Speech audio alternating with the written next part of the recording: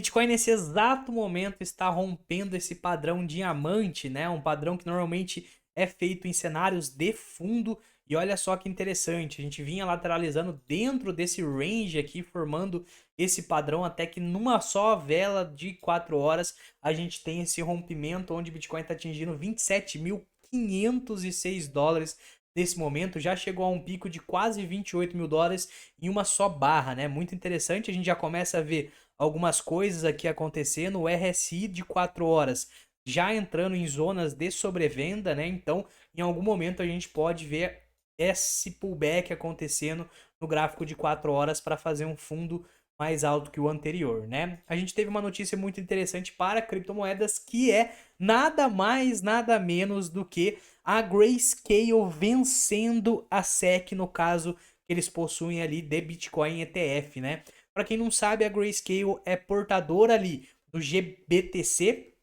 que é nada mais do que um fundo de Bitcoin que eles possuem hoje em dia, e eles querem alterar esse fundo aí que já existe, tá? Para um ETF spot. A SEC obviamente negou, né, essa alteração para um ETF spot, mas o juiz do caso disse que essa negação da SEC não foi tão válida porque não tinha argumento suficiente para negar. Então a gente está vendo basicamente a Grayscale ganhando aí o processo contra a SEC. Realmente está ficando feia as coisas lá para a SEC, né? Já perdeu contra a Ripple e o que mais a gente está vendo nesse exato momento é a galera especulando talvez uma demissão aí do Gary Gensler, né? Que é o presidente da SEC aí. A gente consegue ver que o que mais está sendo falado no Twitter nesse exato momento é sobre esse caso aí, Grayscale, ETF e SEC, né? Isso é muito positivo, tá, rapaziada? Por quê? Porque a gente sabe que a BlackRock, a Fidelity, várias outras empresas gigantescas estão pedindo o ETF de Bitcoin. E caso realmente venha acontecer esse ETF primeiro da Grayscale, não tem por que negar os outros, né? Então seria como se estivesse abrindo a maçaneta para todos os outros ETFs acontecerem. A gente tem também nessa semana a SEC respondendo sobre o ETF da BlackRock e alguns outros.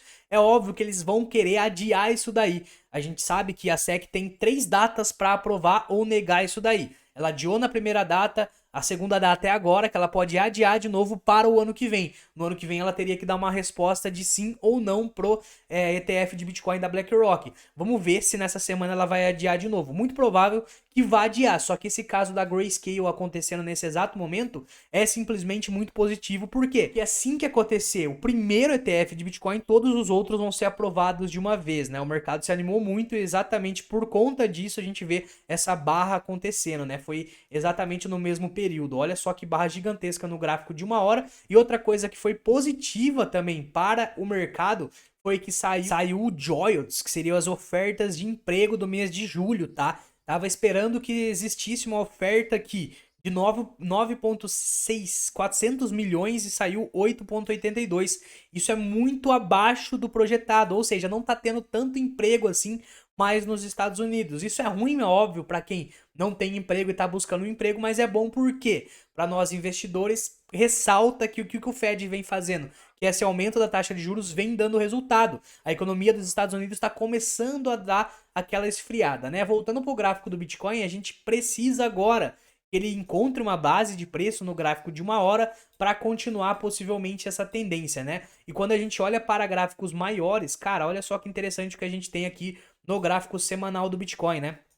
Para quem acompanha mais as nossas lives, eu vim falando, né, que eu acreditava numa recuperação em V. E é exatamente isso que ele está tentando fazer nesse exato momento. A gente enxerga claramente uma disputa aqui onde os compradores estão ganhando. A gente vê o comprador empurrando o preço para cima, o vendedor tentando derrubar, tentando derrubar, tentando derrubar, tentando derrubar, tentando derrubar, até que em uma semana, numa recuperação em V, a gente estoura a tampa, os compradores ganham. Aí acontece que os vendedores tentam derrubar, tentam derrubar, tentam derrubar, tentam derrubar por mais 3 fucking meses, até que em uma semana a gente vê novamente os compradores ganhando.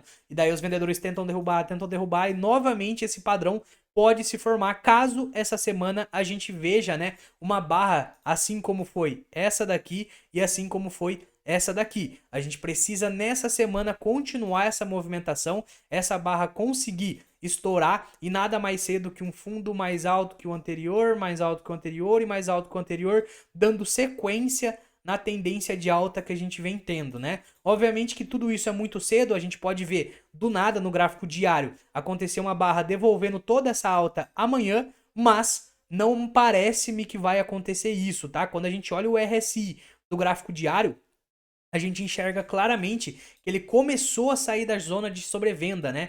Então o RSI diário ainda tem espaço para ele tocar lá na zona de sobrecompra para continuar essa tendência de alta aí. Tem espaço para subir quando a gente olha o gráfico diário. O único que está em sobrevenda nesse exato momento é o de 4 horas e o de 1 hora, até porque esse movimento que deu, né, foi muito forte. Então, esses RSI menores vão, obviamente, entrar em sobrevenda primeiro, mas de qualquer forma, quando a gente olha para o gráfico diário e olha para o gráfico semanal, a gente consegue enxergar claramente uma tendência saudável ainda. Mais uma vez eu repito, calma aí, segura um pouco a bundinha na parede, porque na barra de amanhã a gente pode devolver tudo isso. A gente tem que ficar atento ao fechamento semanal. Se o fechamento semanal conseguir sustentar essa alta, muito provável que a gente vá repetir esse padrão e continuar essa tendência que a gente vem tendo aqui, tá?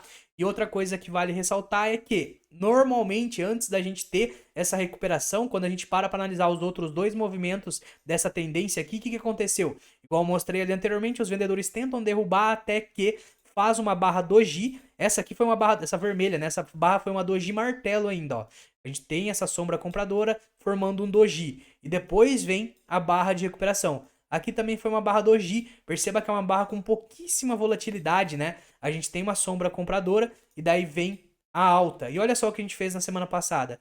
Uma barra doji também, para daí possivelmente nessa semana a gente ter a alta. Vamos ver se ele vai conseguir permanecer tendo esse padrão aqui. Agora, uma coisa que eu tenho que falar para vocês é o seguinte, cara, não duvide do poder de alta e de queda do Bitcoin. Eu sei que tem muita gente acreditando que ainda vai ter mais queda, muita gente desacreditando dessa alta, só que sempre leva em consideração o outro cenário. Por exemplo, eu acredito na recuperação IV. Eu posso estar errado e tá tudo bem, a gente não tem medo de expor nossa opinião aqui e estar errado. Quantas vezes eu já não estive errado, quantas vezes eu já não estive certo, tá tudo bem pra gente, não é uma competição de quem tá certo ou quem tá errado. Muita gente leva no lado dessa competição, ah, eu tô certo, eu tô errado, não sei o que lá, sendo que na verdade a gente quer ganhar dinheiro no longo prazo. Se o mercado começar a subir do dia pra noite, eiado ao infinito, começar uma bull market, é difícil acontecer? É, mas se acontecer, você tá posicionado, você tá preparado? Porque talvez você possa estar errado. Sempre leve em consideração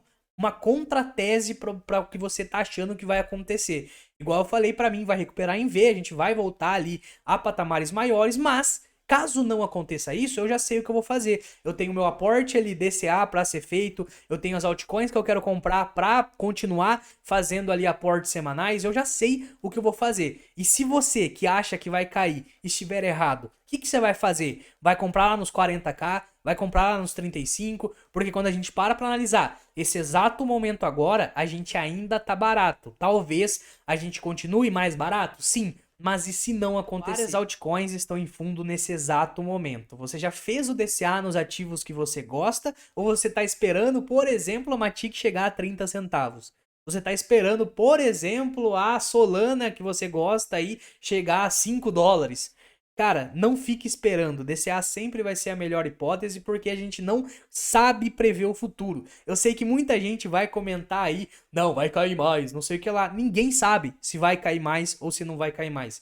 Ninguém consegue prever o futuro. Baseado nisso, DCA é a melhor estratégia. Você sempre vai estar posicionado no mercado caso de um dia para o outro ele simplesmente comece uma alta. A gente não sabe se realmente a SEC vai negar o ETF da BlackRock. Vocês já pensaram na hipótese deles aprovarem? Eu sei que a hipótese é muito mínima. Eu acho que não vai acontecer. Mas e se acontecer? É muito improvável que a gente vá voltar a cair. Até porque a gente tá falando de uma empresa que tem trilhões ali sobre custódia. Eles vão comprar essa porra ad ao infinito. Eles precisam da contraparte para dar pra galera que quer investir via ETF. Então sempre tenha uma contratese. Beleza, rapaziada? Essa foi a análise, essa foi a notícia. Espero que você tenha gostado do vídeo. Deixa o like aí pra fortalecer. Tamo junto e do nada o vídeo acaba.